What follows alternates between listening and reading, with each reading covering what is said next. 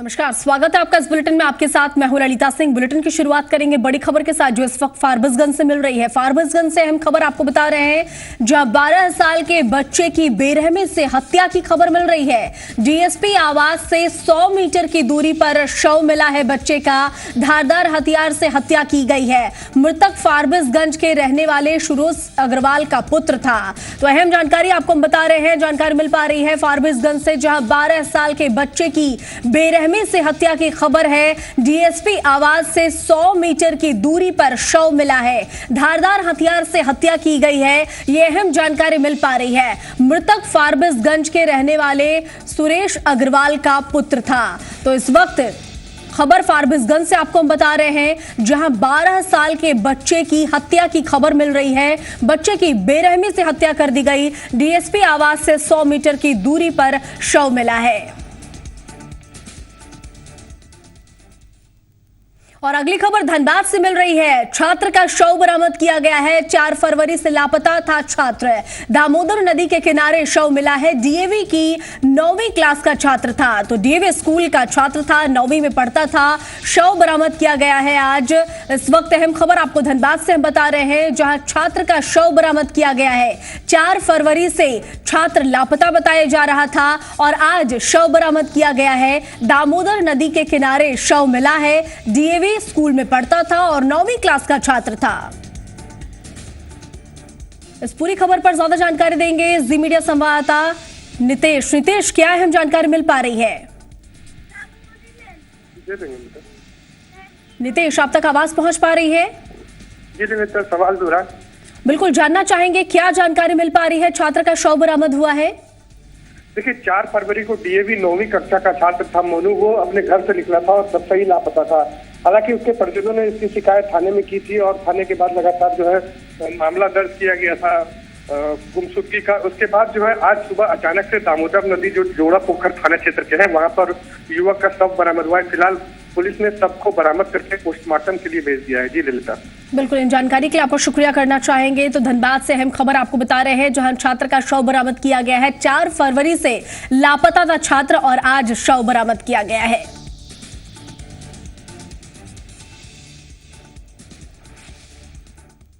अगली खबर रांची से है। रांची के एक निजी स्कूल में छात्र विनय की मौत की पोस्टमार्टम रिपोर्ट सामने आ गई है। पुलिस के मुताबिक पोस्टमार्टम में विनय के शरीर पर गंभीर चोट लगने की बात सामने आई है। वहीं छात्र की मौत को पुलिस हत्या करार दे रही है, लेकिन 3 दिनों बाद भी खुलकर पुलिस कुछ नहीं बोल रही है। हालांकि पुलिस ने स्कूल के ही 3 शिक्षकों को हिरासत में लिया है।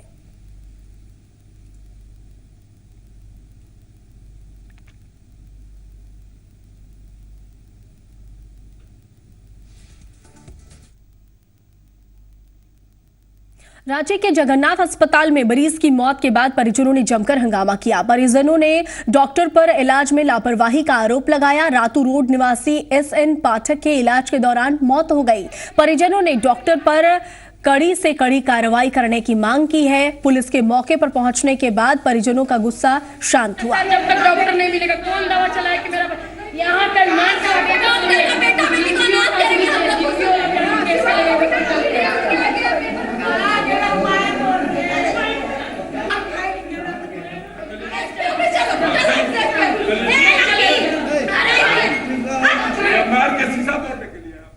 पाँच घंटा पहले रखा, होपलेस किया पेशेंट को।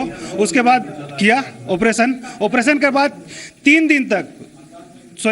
दिन तक पेशेंट नशा का इंजेक्शन, एक बार भी होश में नहीं है पेशेंट आए। हम लोग बोले कि शायद दवा का ओवरडोज जा रहा है, आप इसको चेक कीजिए। तो बोलता है हमसे ज्यादा आप जान रहे हैं।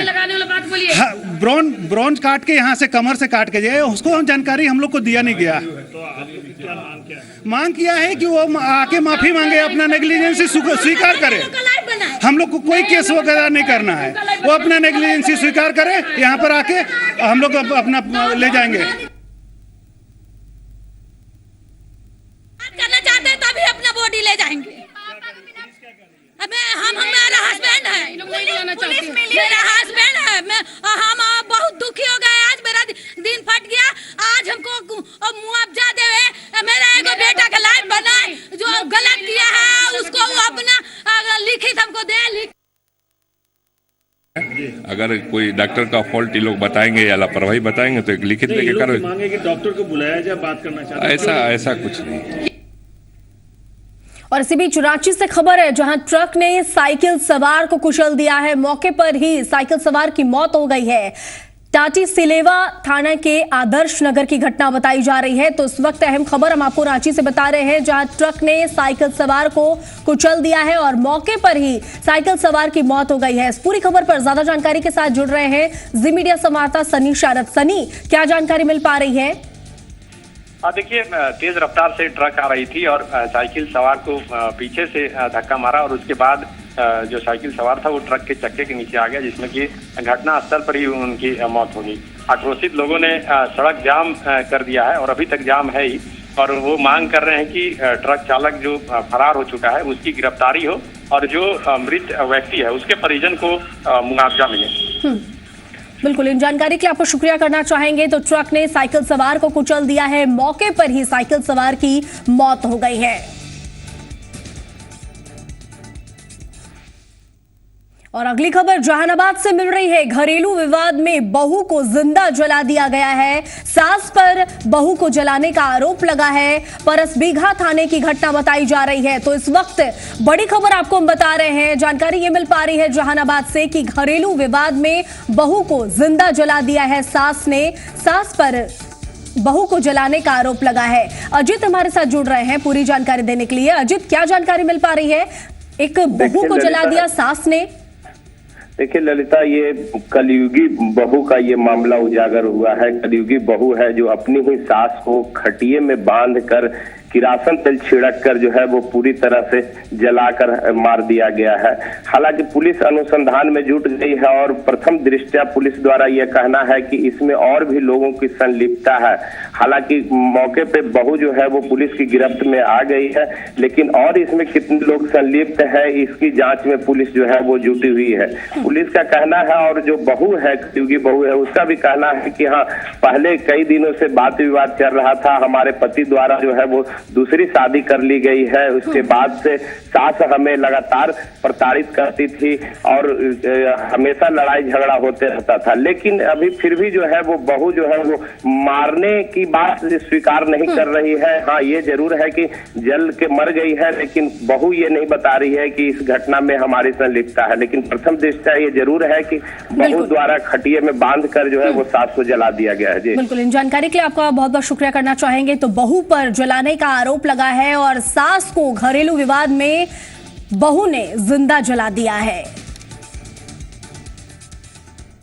और अगली खबर बगहा से है। वाल्मीकि टाइगर रिजर्व के मदनपुर जंगल से शिकारी गिरफ्तार किए गए हैं। जाल के साथ 10 शिकारी गिरफ्तार हुए हैं। जानवरों के शिकार की फिराक में थे ये शिकारी। फॉरेस्ट ऑफिसर आरबी सिंह ने पुष्टि की है इस खबर की।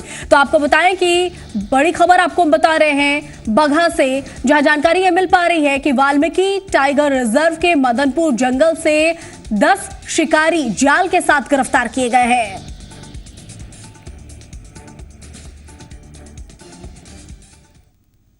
रुक करेंगे अगली खबर की ओर। बृजनाथी हत्याकांड में पुलिस ने कामयाबी हासिल करते हुए मुख्य आरोपियों में से एक सुबोध राय को गिरफ्तार कर लिया है। सुबोध राय को एसआईटी ने वैशाली से गिरफ्तार किया है। वहीं अन्य आरोपियों की गिरफ्तारी के लिए ग्रामीण एसपी ललन मोहन प्रसाद के नेतृत्व में एसआईटी की छापेमारी जारी है। मामले में सुनील राय, सुबोध राय और मुन्ना सिंह को मुख्य अभियुक्त बनाया गया है। इन तीनों के अलावा कुछ अज्ञात लोगों को भी अभियुक्त बनाया गया है।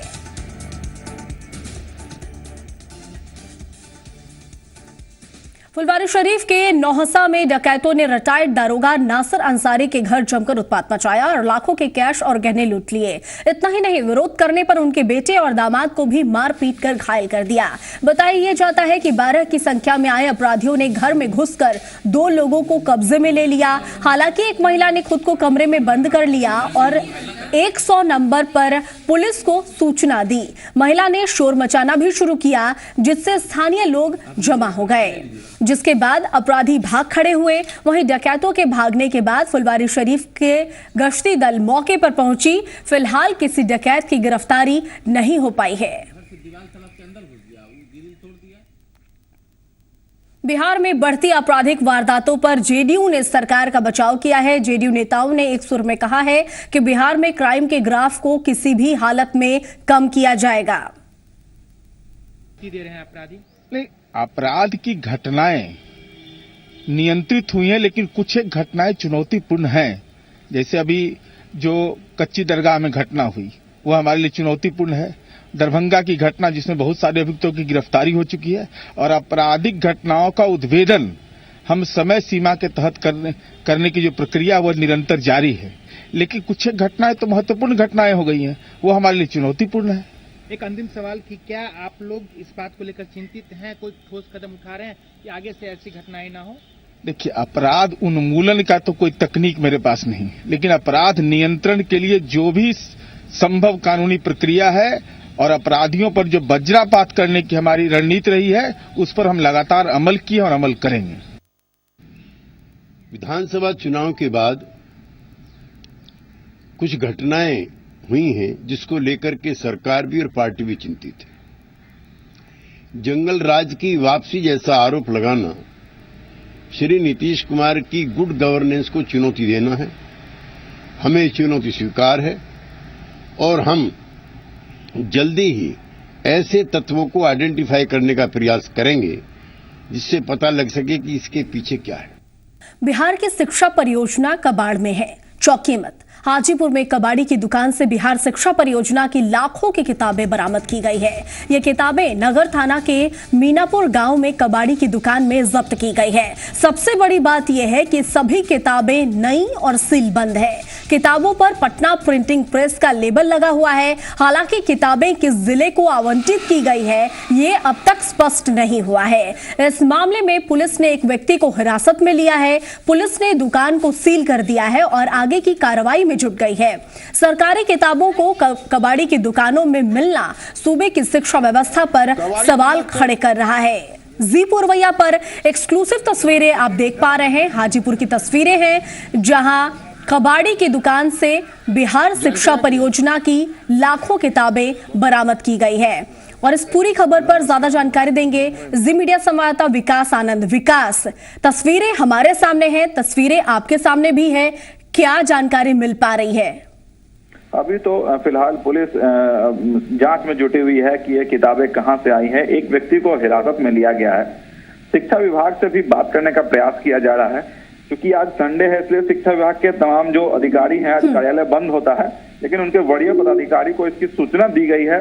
नगर थाना पुलिस ने गुप्त सूचना के आधार पर छापेमारी की थी, जहां भारी संख्या में ट्रक, लगभग एक ट्रक के आसपास किताब है, तो भारी संख्या में किताब है।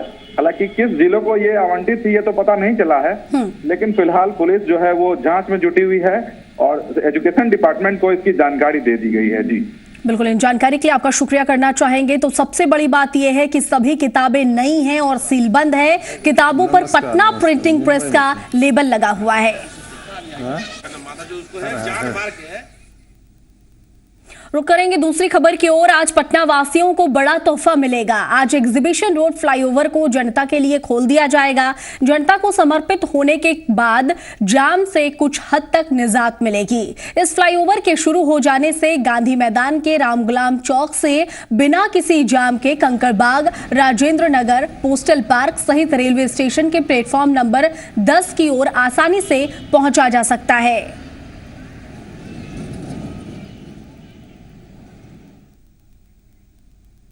उद्घाटन से पहले फ्लाईओवर का जायजा लिया जी मीडिया संवाददाता रुपेंद्र श्रीवास्तव ने।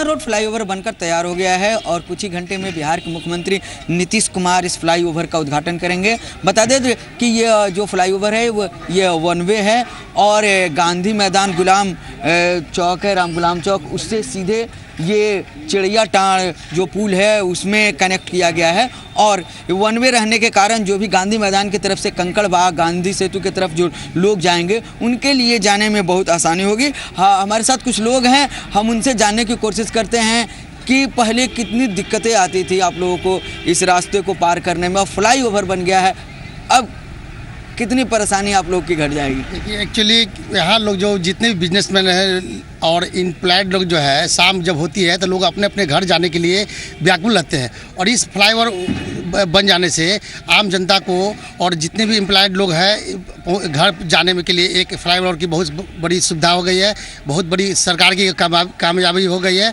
और ये जल्द ही अपने अपने घर में पहुंच जाएंगे। इस रोड से हाजीपुर जाने के लिए कितनी परेशानी होती थी, चाहे कंकड़बाग जाने के लिए, सिटी जाने के लिए कितनी परेशानी होती थी? सर बहुत परेशान होता था सर, इसलिए शाम को टाइम में जी जाने के लिए बिजनेसमैन लोग को अभी दौड़ दुकान की था, इसमें गाड़ी छकरा जो भी लगा हुआ रहता था, जल्दी इमरजेंसी में हम लोग पहुंच नहीं पाते थे। जैसा कि आपने सुना, लोगों का साफ तौर पर ये कहना है कि पहले जो दूरियां घंटों लगती थी पहुंचने में, स्टेशन हो, कंकड़बाग हो, वहाँ घंटों लग जाते थे उन्हें पहुंचने में, वो अब मिनटों में दूरियां तय कर पाएंगे। कैमरा में राजेश के साथ रूपेंद्र श्रीवास्तव, जी मीडिया, पटना। और अब बात बिहार विधानसभा के स्थापना दिवस समारोह की। बिहार विधानसभा का स्थापना दिवस समारोह सह नव निर्वाचित विधायकों का 2 दिनों का ओरिएंटेशन कार्यक्रम आज से विधानसभा एनेक्सी में शुरू हो रहा है। इस 2 दिवसीय कार्यक्रम का उद्घाटन मुख्यमंत्री नीतीश कुमार करेंगे। इस कार्यक्रम में विधायकों को सदन चलाने और संविधान की जानकारी दी जाएगी। साथ ही विधायकों को बताया जाएगा कि कौन से प्रश्न तारांकित, अतारांकित, अल्पसूचित और शून्यकाल में डाले जाए। यह भी बताया जाएगा कि किस श्रेणी का प्रश्न है और वो किस कैटेगरी में जाएगा। स्थापना दिवस समारोह के दूसरे दिन 8 फरवरी को संविधान विशेषज्ञ सुभाष कश्यप और जीसी मल्होत्रा का व्याख्यान होगा।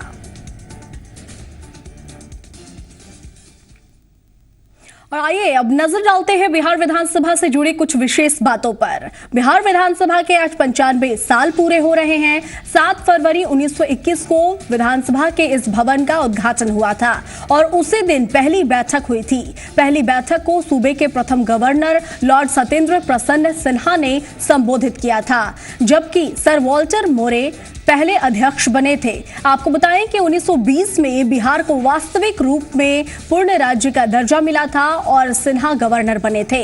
इसके पहले तक लेफ्टिनेंट गवर्नर हुआ करते थे और सर स्टुअर्ट बेली अंतिम गवर्नर थे। इनके ही नाम पर पटना में बेली रोड है।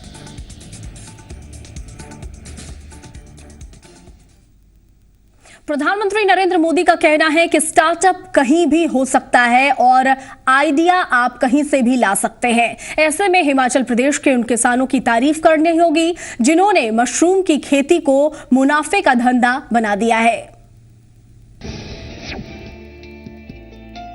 शिमला में रहने वाला ये पूरा परिवार मशरूम के कारोबार में लगा हुआ है।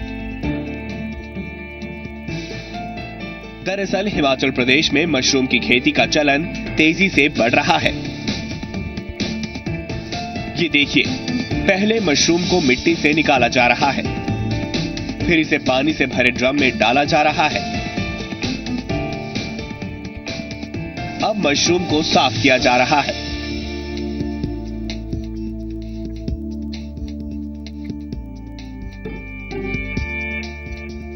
इसके बाद मशरूम को बास्केट में रखा जा रहा है ताकि इसमें से पानी पूरी तरह से निकल जाए। इसके साथ ही मशरूम पैकिंग के लिए तैयार है। मशरूम उगाने वाले किसानों का कहना है कि मौसम का आजकल कोई भरोसा नहीं है। ऐसे में कमरे के अंदर होने वाली ये खेती आसान है। कभी गर्मी नहीं होती, कभी ठंड होती है, कभी बारिश नहीं होती, कभी कुछ होता है। तो इस लिहाज से ये बड़ा अच्छा चीज़ है क्योंकि इसको कमरे के अंदर ग्रो करते हैं। इसका टेम्परेचर और पानी वगैरह इसमें बहुत कम यूज होता है। अगर बारिश ना भी हो तब भी इसमें आदमी काम कर सकता है। हिमाचल प्रदेश में शिमला के अलावा बिलासपुर, सिरमौर, चंबा, कांगड़ा, मंडी, मनाली और कुल्लू में मशरूम की खेती जोर पकड़ रही है। करीब 6000 किसान आज मशरूम के अलावा दूसरी सब्जियां और फूलों की खेती कर रहे हैं। खास बात यह है कि इसमें मुनाफा भी बढ़िया है।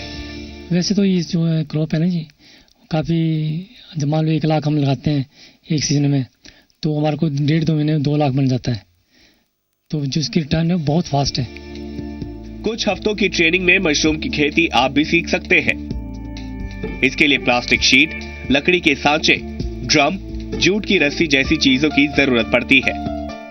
हिमाचल प्रदेश के सोलन में डायरेक्टरेट ऑफ मशरूम रिसर्च है, जहां से मशरूम की खेती में मदद ली जा सकती है। आप www.nrcmushroom.org पर जाकर इस बारे में जानकारी ले सकते हैं। ब्यूरो रिपोर्ट, जी मीडिया।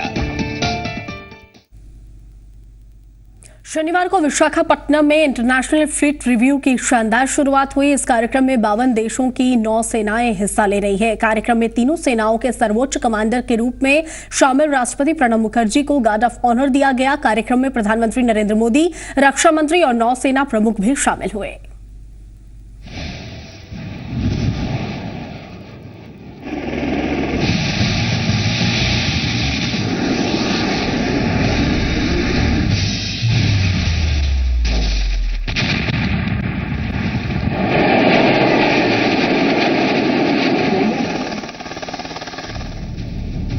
भारतीय नौसेना की शौर्य और शानदार परंपरा की ये अद्भुत तस्वीर है।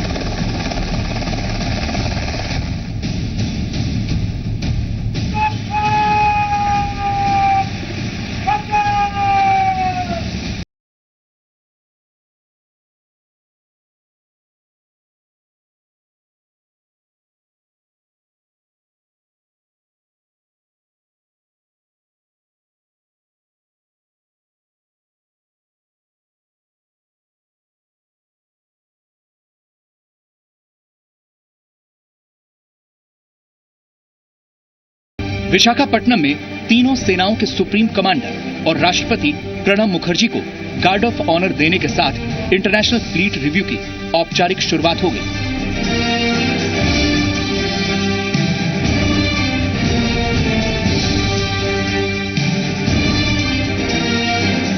प्रधानमंत्री नरेंद्र मोदी, रक्षा मंत्री और नौसेना प्रमुख ने विशाखापट्टनम में राष्ट्रपति की अगुवाई की।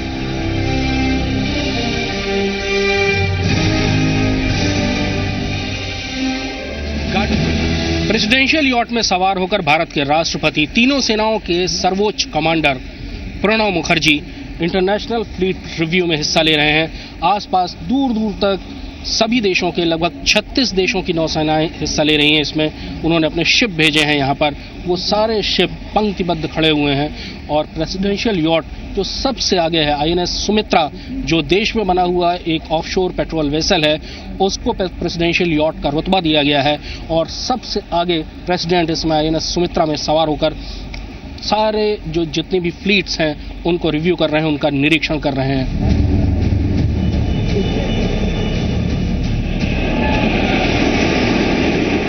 परंपरा के मुताबिक भारत में हर राष्ट्रपति अपने कार्यकाल में एक बार फ्लीट रिव्यू जरूर करता है।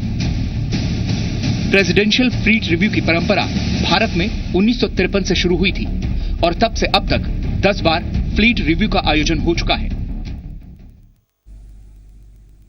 आजादी के बाद बेड़े की समीक्षा का ये 11वां और अंतर्राष्ट्रीय स्तर का दूसरा आयोजन है। नौसैन्य समारोहों में से सबसे अधिक औपचारिक और खास मानी जाने वाली इस परेड में प्रत्येक पोत को विशेष तौर पर सजाया गया था, जिसमें सामने से गुजरते राष्ट्रपति को सलामी दी।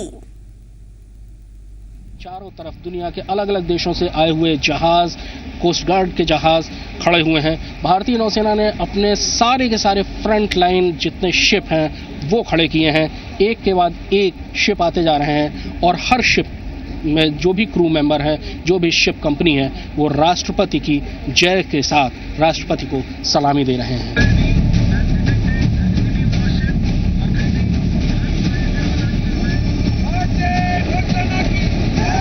एक ओर महान परंपरा निभाई जा रही थी तो दूसरी ओर लहरें भी समंदर के नए सिकंदर का इस्तकबाल कर रही थी। दुनिया भारत की ताकत देख रही थी।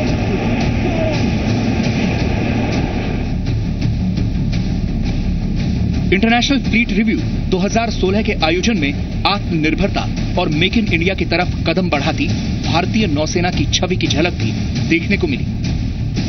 इंटरनेशनल फ्लीट रिव्यू 2016 की एक सबसे बड़ी बात मेक इन इंडिया रहा, यानी भारतीय नौसेना अब एक खरीदार नेवी से एक उत्पादक, एक निर्माता और शायद आगे चलकर एक विक्रेता नौसेना के रूप में उभरेगी। इस समय हम जिस शिप के सामने से गुजर रहे हैं वो भारत का front line ship stealth destroyer Kolkata है। पूरी तौर पर भारत में बना हुआ, मझगांव डॉक में बना हुआ, ये भारतीय नौसेना की इस समय सबसे हमलावर बांह है INS कोलकाता। लहरों पर अपनी बादशाहत का झंडा बुलंद करने के लिए 52 देशों के 100 से ज्यादा जंगी जहाज और 60 फाइटर प्लेन समंदर के सबसे बड़े स्टेज शो में अपना दम दिखा रहे हैं।